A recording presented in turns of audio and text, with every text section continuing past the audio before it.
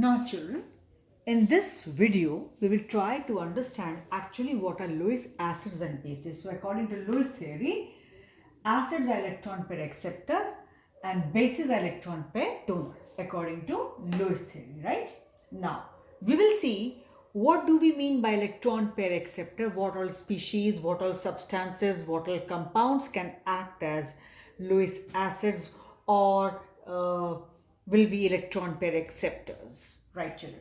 So first we will see Lewis acids, how to sort out the compound of Lewis acid or base. So for Lewis acids, first point is all cations, any cation will be acting as a Lewis acid. Make sure. Any cation. Why children? Because cations will have tendency to accept electron pair, right? So all cations. See, talk of H plus. It has lost one electron, correct? But then what happens children? It will take up one electron. At the same time, with one it is not satisfied. It wants to attain one more. Uh, Take one more so that its duplet is complete. So anywhere if you see once a cation is there children, all cations without any exception will be acting as Lewis acids. H plus, Ag plus, Fe3 plus, Fe2 plus, NO2 plus, NH4 plus, any cation. So one category, all cations will be Lewis acids. I hope there's no doubt. So if they give you a list to sort out Lewis acids and Lewis bases from the list, so any cation will be acting as Lewis acid. 1 point. Number 2, all neutral molecules in which central atom has incomplete octet. Molecule might be neutral children, right? But central atom has incomplete octet. See boron trifluoride. Boron. It belongs to, any idea? Group 3. So it has got 3 electrons in the valence shell. 3 it is getting through bonding, correct? So how many? Because each F comes with one single covalent bond, hence sharing of 1 1. With the result, in BF3, if you see the number of electrons in the valence shell of the central atom B, it will be 6. 3 of its own and 3 it is getting through sharing with the help of F. Hence only 6 electrons. So still it can accept an electron pair. Aluminium trichloride, we all know, maybe boron was not that common, you were not very sure. But for aluminium, we all know it has got only 3 electrons in the outermost shell. And 3, it is getting through Cl. Each Cl contributes 1, 1, 1, right? So finally, 3 and 3, 6 is still incomplete octet. Beryllium, the very first element of group 2. So it will have only 2 electrons in the outermost shell. It is in the same family where you have calcium, magnesium, you know, all they have 2 electrons in the outermost shell. So 2 of its own and 2 it is getting from Cl, right? So finally how many? 4. So still octet incomplete.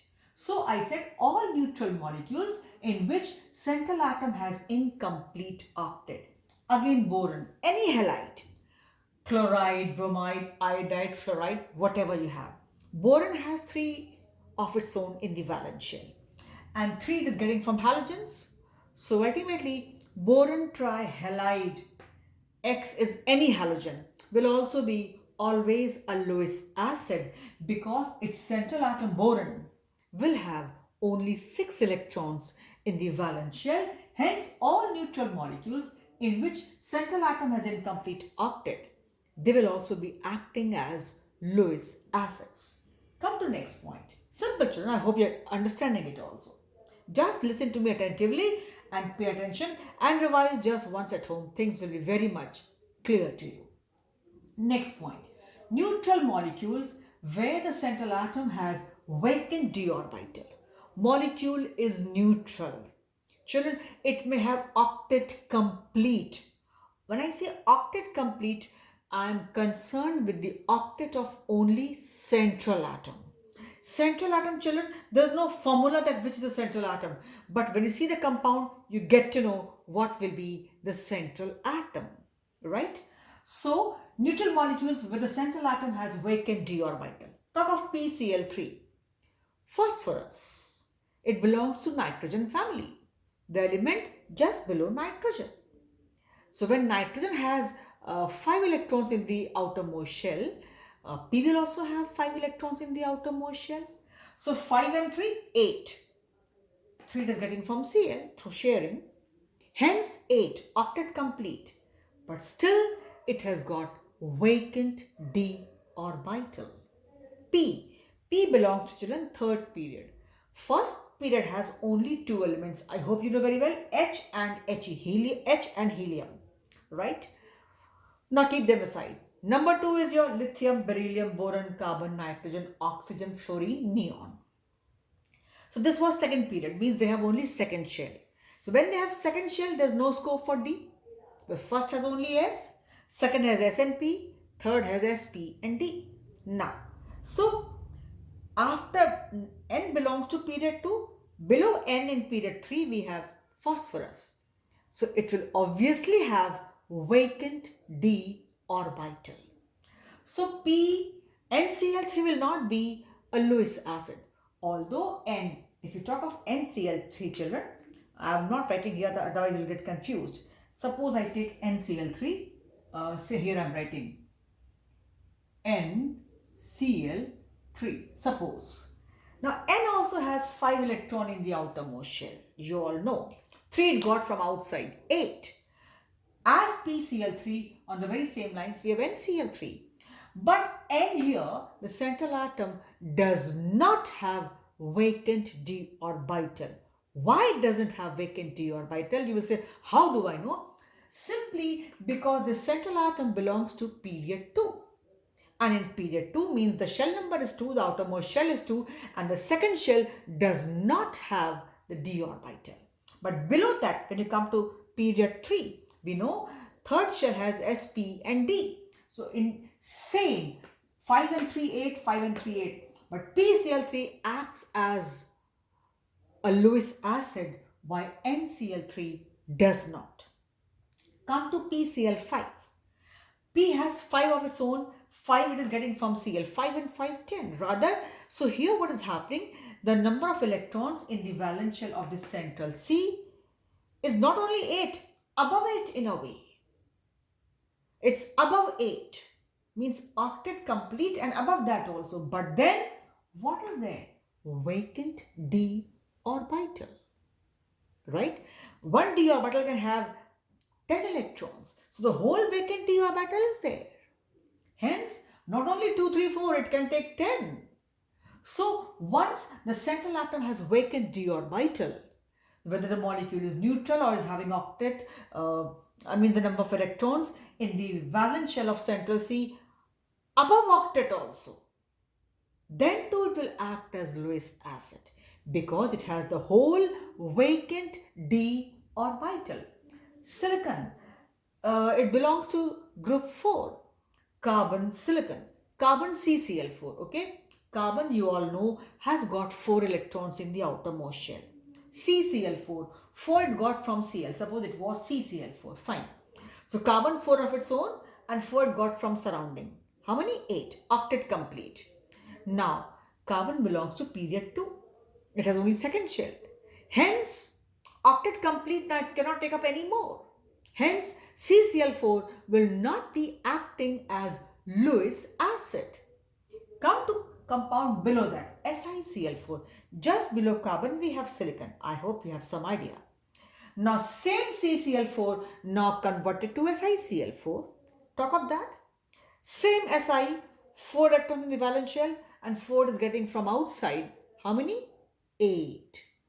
But then CCl4 was not acting as Lewis acid while SiCl4 will be acting as Lewis acid because here the Si has the whole vacant d orbital where it can accept 1 electron pair, 2 electron pairs and will be acting as a Lewis acid. Right children? Sn, tellurium. Only the elements of period 2. First we have only 2, H and He. Barring the elements of period 2, means the elements where they have only second shell as the outermost shell. All elements below that period will be having d orbital. So these all P, you see children, this is element of period 3, and this is period 3, and they are further lower than that. I mean, not only period 3, 4, 5, 6. Hence, NCl3 was not acting as Lewis acid, although 5 and 3, 8.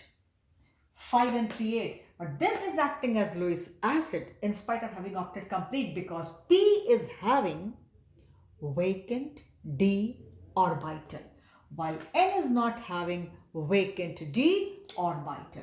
So you should remember what I discussed. While this will be acting as Lewis acid.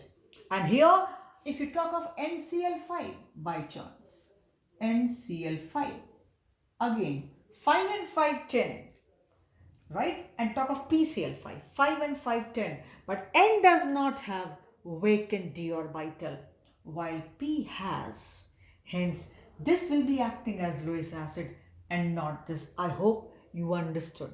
CCl4 will not be acting as Lewis acid, while SiCl4 will be acting as Lewis acid, because in CCl4, carbon is the element of period 2, and period 2 means it will be having its valence shell as second shell, and second shell we know does not have d orbital. It starts only from period 3 when we have third shell. First has only S, second has S and P, third has SPD. So element has to be, the central atom has to be an element of period 3 or lower, but not period 1 and 2, because they cannot have vacant d orbital. I hope the point is clear to you. Then children, neutral molecules having multiple covalent bonds between the atoms of dissimilar electronegativities like CO2.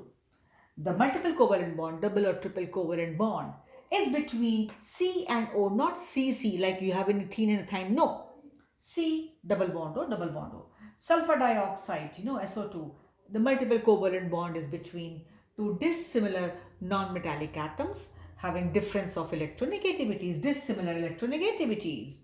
Similarly, SO3 will also have, and when we have NO2, here too, N and O will never combine with single covalent bond. So obviously, it will be double or triple or coordinate, whatever, but not single covalent bond. So neutral molecules having multiple covalent bond, multiple means double, triple, or your coordinate bond, because coordinate bond, also I told you, is equal to one single and one double, means taken at par as your at par with your double covalent bond.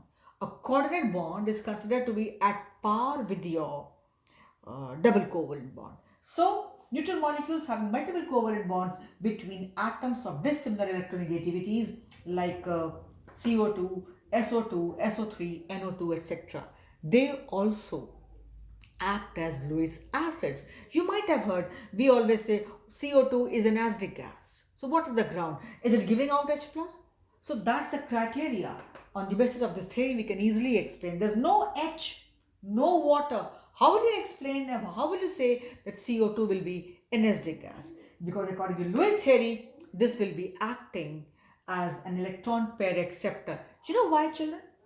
O here, they are with double covalent bond. A double covalent bond comes in the system when the system could not be satisfied with the help of single covalent bond. Now, O we know is the second most highly electronegative atom. So what happens? It pulls it towards this side and this side. So the C becomes quite a point of low electron density, right? The electrons of C are pulled much away from C towards O and O this side. So the C becomes electron deficient to quite some extent.